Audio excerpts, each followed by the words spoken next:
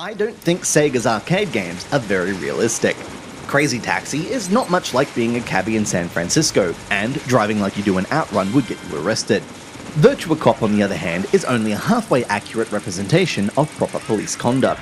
So it's not surprising that Afterburner Climax is probably not the most realistic take on jet fighters.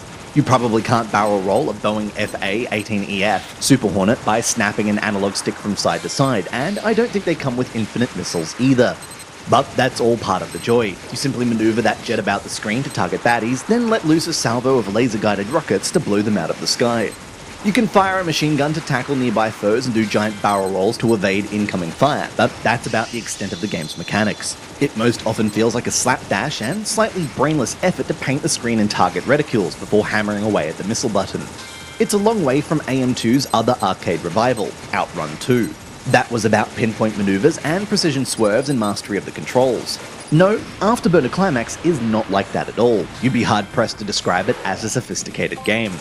It's more about the sheer visceral thrill about firing a bazillion rockets into a fleet of fighter planes, helicopters, and jump jets while rocking out to cheesy arcade tunes and staring out at backdrops that look like the real world as if seen through about 12 Photoshop filters. And I admit, it's fun.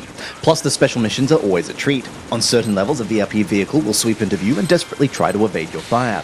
Each requires a new approach if you want to take it down. A zippy prototype jet might require you to break the speed barrier just to keep up, and a stealth jet could throw off your missile targeting system. Gun down the lot and you'll get a secret side mission.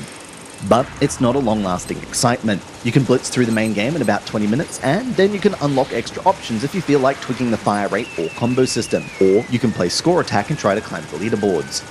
When Afterburner Climax first took off 7 years ago, it was played on an enormous arcade rig, with a servo-powered tilting chair that you physically strap yourself into. Needless to say, it lost something in the translation to Xbox Live. And on your iOS device, it's even less impressive. It's almost impossible to comprehend what's going on in 5 inches, and the bumper display of the iPad really shows up the game's imperfections. You get to see the technical compromises made to squeeze the game onto the App Store. Not just the low-resolution textures and jagged edges, but the dodgy special effects that deny you the mind-blowing thrill of darting through the sky. Which is a shame, because that was always the crux of Afterburner Climax. Strip away the feeling of flying dangerously close to a mountain at max speed and you're left with a startlingly basic game that doesn't really stand up to repeated play.